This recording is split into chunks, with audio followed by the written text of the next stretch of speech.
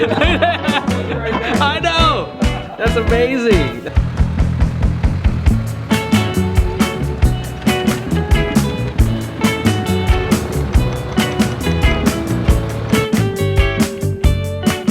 Hey guys, from time to time I like to go out in the community and show you guys other things, other cool things that people are doing in the community.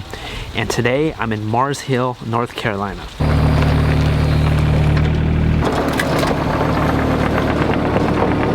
My name is Justin Metcalf. I live in Madison County, North Carolina. I live in an area where my family's been almost 200 years. I'm a traditional millwright. I work with grain mills and I dress millstones, and I do a lot of restoration and repair and service of grain mills. I restored a mill when I was 15 years old, the one that belonged to my grandpa, and I've loved it ever since. So if somebody will have like a mill, like say for this, or for instance, and it needs some repair, and they can just take it here, yeah, and you fix whatever it needs. Yeah. Can you find these parts anywhere, or you're like a lot of times we have to make the parts, wow, or get them recast at one of the very few foundries in the U.S. now. Wow. It's really hard. I've got a few old parts mills that I can pull parts off of, but for the most part, it's hard to find original parts on some of them. All right, I'm kind of jealous of your shop here because it looks like you got all the cool old tools, right? I've been collecting these things all my life since I was about 12 years old. So, well, this is my little forge section over here, and I can heat metal. Right here the other day I was heating some Babbitt, which is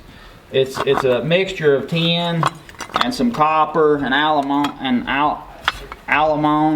and it's used for some old bearings, like on these mills that I work on. It's what the bearings are made out of. You got a steel shaft that runs in a softer metal, and the softer metal wires the steel shaft on. I'm starting to make some bolts for the mills that I'm building, so I'm going to make my own bolts because I can't buy the sizes I need. And these are old bandsaws?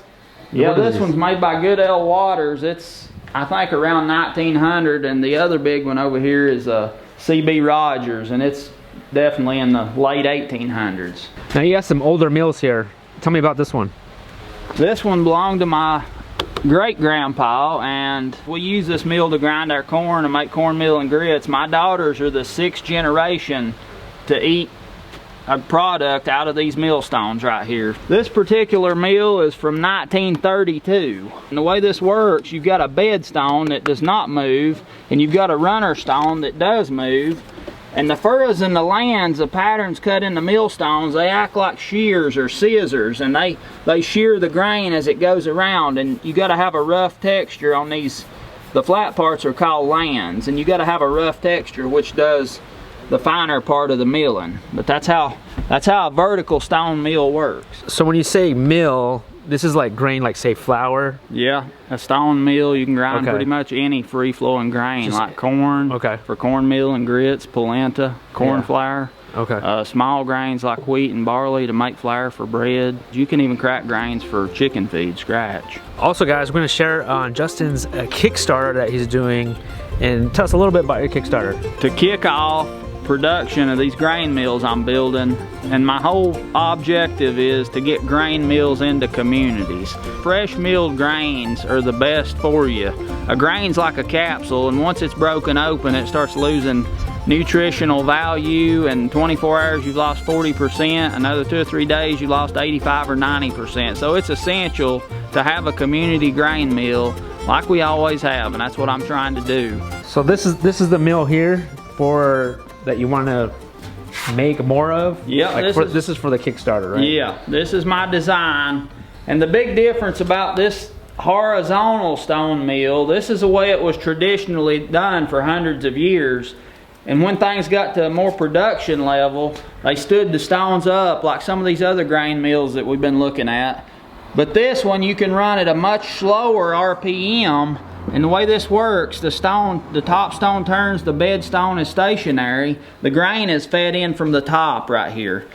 When you run slower, there's less friction and less heat, which damages the nutritional value of your grain. It kind of cooks it before it ever gets out of the mill. The stones that I'll be using in my design mills are Salisbury pink granite, and they're local here, North Carolina granite. And they're also one of the hardest granites in the U.S. you make the band pretty much as close to the same size of the stone's diameter, and I rivet it together with steel rivets. And then I have to heat this up in the forge over there until it gets pretty hot. And then I put it on the stone hot, and when the metal cools, it tightens down on the stone.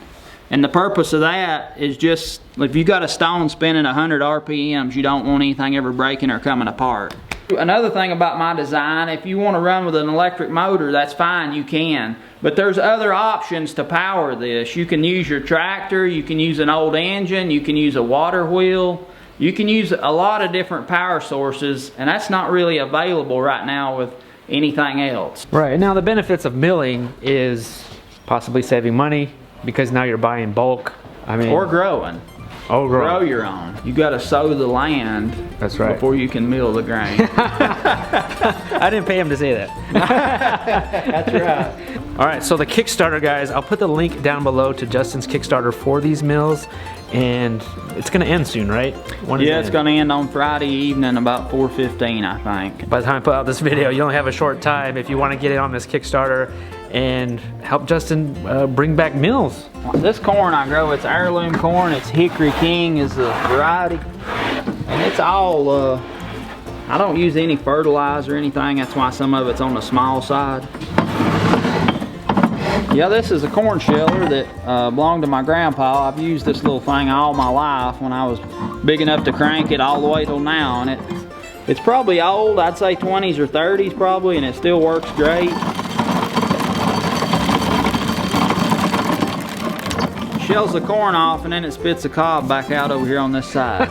I've never seen that before. Really? Honestly. I've never. That looks so much fun. Any grain that don't look good, I pick it off. Even if it's got a little dirt on it or something, I pick it off and make sure that the only thing that goes in the mill is just the best. There's my cob. I'm taking this home with me. It's mine. Is that your first cob? This is my first cob. Yeah. Yeah, the corn, when you shell it, it's gonna have some real fine, like silks and chafe off of the grain. So what I do is I'll let it flow out of the spout in a small steady stream, and the fan blowing will winnow that. Now years ago, they had winnowing baskets. They would do it outside, and two people would just toss the grain up in the air, and as the breeze blew by, it would clean the grain. But we got a box fan, that's how we're doing it today. So how old is this mill?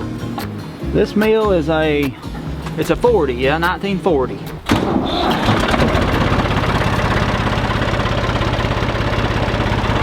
I made this thing. I took an old 3-point hitch for a blade, a straight blade that was wore out, and I put this gearbox on it and reworked it so I could run the PTO through, and that's what makes this thing turn.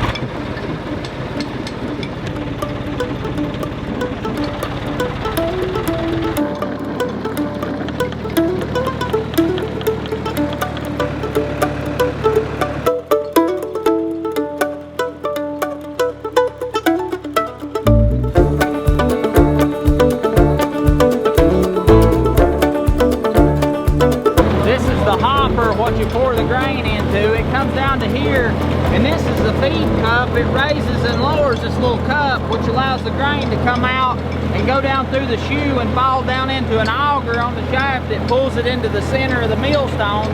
Then it comes out and it's thrown out this spout right here.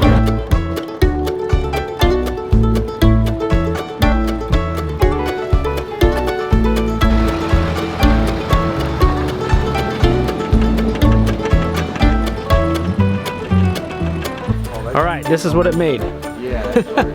So this is cornmeal. Cornmeal. So what can you make with this? It's a coarse grind of cornmeal. You can make cornbread, cornmeal muffins. Right, that's what we're making. You can cook it in water like for breakfast and make what they used to call cornmeal mush. It's like the corn version of cream of wheat. It's really tasty and good. I know what everyone's wanting to know. You have a YouTube channel, right? I do. What's your YouTube channel? Metcalf Meals. Okay, and then also I'll put a link to his YouTube channel plus his Kickstarter, guys, which I think is awesome. Trying to bring back just mills, you know, for the community, for the people. I think it's awesome, man. Thank you for inviting us. Thank you so much for coming out. I thoroughly enjoyed it. Yeah, you're doing important work here, man. I appreciate Keep doing that. it. I appreciate you right. for getting the word out. All righty. All right, it's breakfast time. I'm gonna make some cornmeal pancakes. I'm just making up this recipe, a little bit of cornmeal, a little bit of einkorn flour, some buttermilk, and some eggs. Oh man, stack of pancakes, fresh cornmeal. How is it? It's really good. This is really good. We just milled this yesterday. Thanks, Justin.